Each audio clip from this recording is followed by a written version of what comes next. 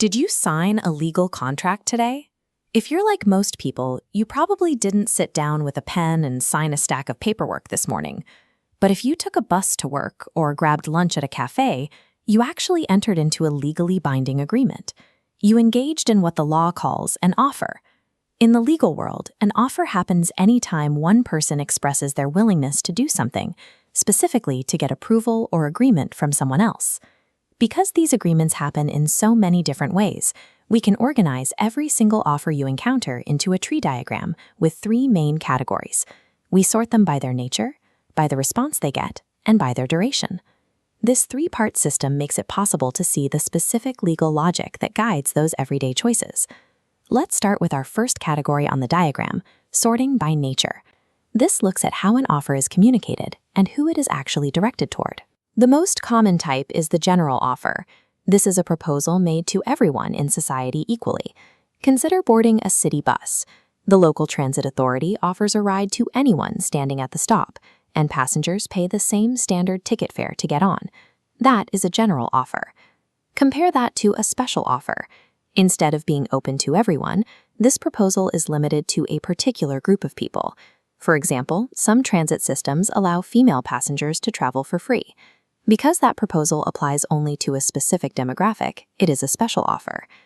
Then we have the express offer. This is when a proposal is stated out loud or put down clearly in writing. When a manager officially hands you a written job offer letter, that is an express offer. The terms are right there in front of you. But sometimes words aren't needed.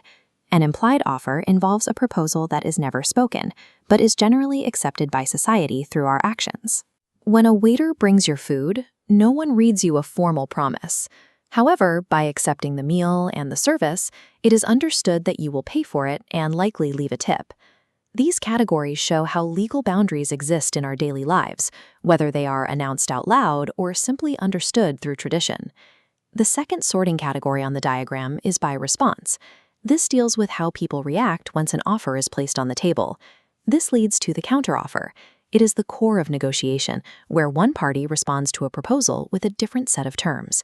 Legally, the moment that new proposal is made, the initially mentioned conditions are canceled. Then there is a rare situation called a cross-offer. This is a coincidence where two people simultaneously offer each other the exact same terms.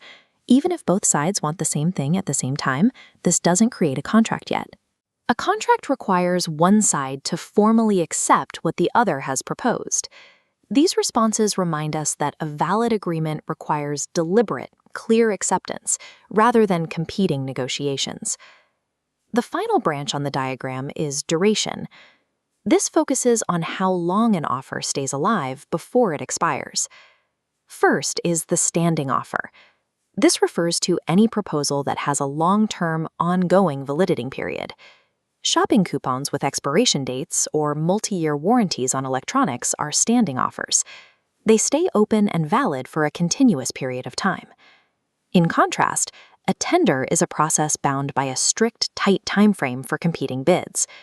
You see this when a government entity allows companies to submit price quotes for a project, but only within a very specific deadline.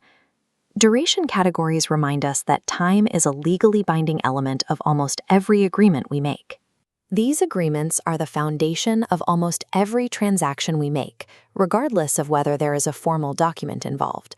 From boarding a bus to tipping a waiter or using a coupon, each interaction fits into this 8-part framework of nature, response, and duration. The next time you are navigating a routine day, you will be able to recognize these specific legal offers operating in the background of your world.